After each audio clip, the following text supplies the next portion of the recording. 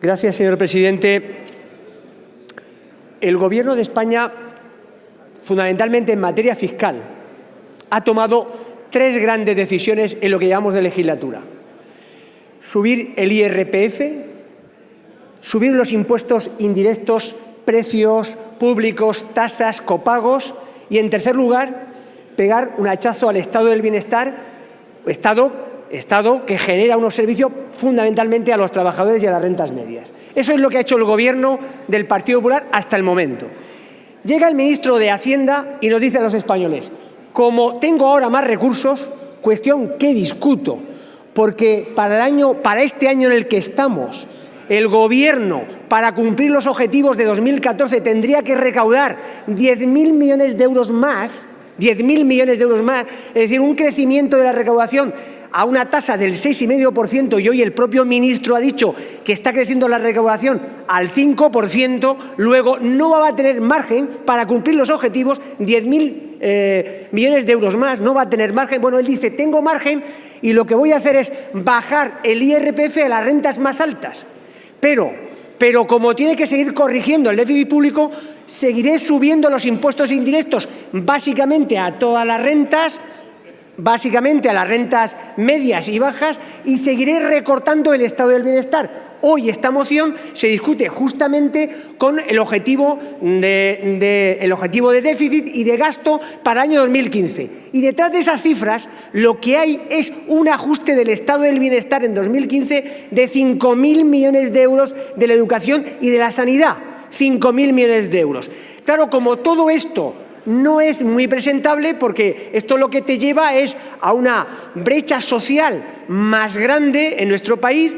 Por supuesto, la política fiscal del Gobierno es más regresiva que la del Gobierno anterior, porque ahora hay una imposición indirecta mayor que la de 2011 y además el Estado del Bienestar ahora es claramente menor que el del año 2011. Luego, una política fiscal regresiva la de este Gobierno. Bueno, como todo esto no es muy presentable, el Gobierno dice: vamos a contar a los españoles que en el IRPF fundamentalmente bajamos los impuestos a las rentas medias y bajas.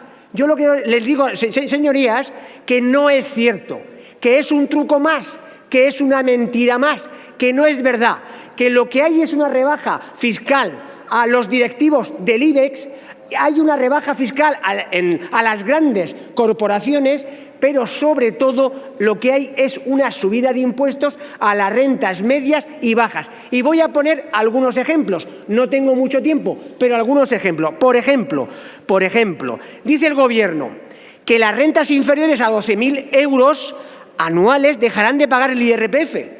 Pero, sin embargo, señorías, los que ganaban por debajo de 11.500 ya no pagaban IRPF. Dice el Gobierno: hemos bajado el tipo mínimo 4 puntos porcentuales.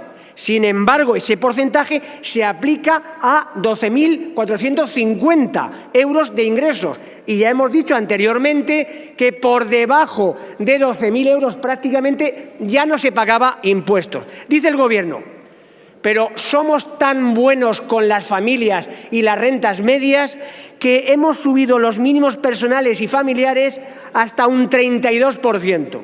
Sin embargo, con esos mínimos, quiero decir, se someten a la tarifa del impuesto y ha bajado el mínimo de la tarifa, ese incremento en los mínimos no es tal, no hay tal ahorro. Más bien el ahorro para el caso de algunos contribuyentes se convierte en desahorro. Y pongo algunos ejemplos. Para los contribuyentes mayores de 65 años supone un ahorro esas grandes subidas de los mínimos personales y familiares de 0,23 céntimos de euro al mes. Y para los mayores de 75 años un poco menos, 0,19 céntimos de euro al mes. Y, sin embargo, con estos nuevos mínimos, los contribuyentes con 3 y 4 descendientes pagarían más 108 euros al año y 135 euros anuales. Es decir, que para los de 3 y 4 hijos, descendientes quiero decir, no hay ahorro, tienen que pagar más. Pero podríamos continuar. Los contribuyentes, básicamente las rentas medias y bajas, que hayan adquirido un bien inmueble antes del año 1994, si lo venden en 2015, van a sufrir un hachazo fiscal importante. Es decir, que conforme vamos conociendo la letra pequeña, lo que hay no es una bajada de impuestos a las rentas medias y bajas, es una subida. Pero se puede continuar. Si hablamos del despido, hemos conocido que se grava la indemnización por despido, es decir, se toma la decisión de gravar la desgracia. Y ahora nos dice el ministro que, bueno, la exención va a ser mayor, pero la desgracia se sigue gravando. Por ejemplo, se dice por parte del Gobierno, no, pero hemos bajado los impuestos porque las retenciones de los autónomos las hemos bajado. Oiga, señorías, bajar las retenciones de los autónomos no es bajar los impuestos, porque primero las subieron y luego las bajan, pero no las bajan tanto. Eso no es bajar los impuestos. De hecho, el propio Gobierno, en el Real Decreto Ómnibus que se va a discutir el jueves, reconoce que esa medida tiene un coste cero para las arcas públicas, porque evidentemente no es una rebaja de impuestos. Y podríamos continuar con esta letra pequeña para demostrar que la reforma fiscal del Gobierno es una reforma impositiva que fundamentalmente beneficia a los directivos del IBEX, a las grandes sociedades y que sube los impuestos a las rentas medias y las rentas de los trabajadores. Para que el sistema impositivo fuera suficientemente progresivo, habría que plantear dos cuestiones que estas medidas no tienen en cuenta. Por eso es una no reforma fiscal, es una no reforma del IRPF por parte del Gobierno.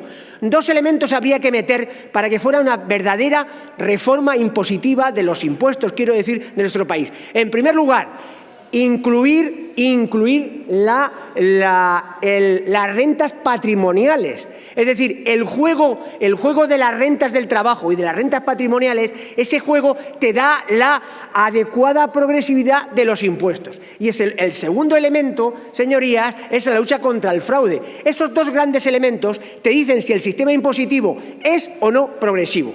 Y la no reforma fiscal del Gobierno, la no reforma del IRPF, desde luego que es regresiva.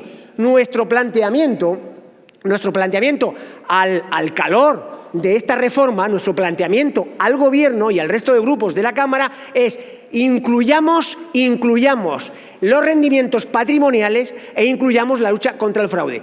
Nuestras medidas fiscales, que se concretan en una moción en 18 medidas, se cierran en dos. Incluyamos esos rendimientos patrimoniales y acabemos con el fraude. Con eso estaremos dando verdadera progresividad a una reforma fiscal que no es tal porque el Gobierno ha perdido una gran oportunidad. Señorías, señor presidente, termino ya. El Gobierno en realidad sí que tiene una hoja de ruta, sí que tiene un plan en materia económica para este país. Y el plan, digamos, se resume fácilmente. Incrementemos la desigualdad, lo que sea necesario para ganar competitividad, para que haya crecimiento económico. Pero, señorías, eso es inaceptable, porque te lleva a una sociedad muy injusta, y lo que, por supuesto, te da es un crecimiento muy débil, un crecimiento que no es de futuro. Por tanto, del punto de vista social y del punto de vista económico es inaceptable esa hoja de ruta del Gobierno. Gracias, señor presidente.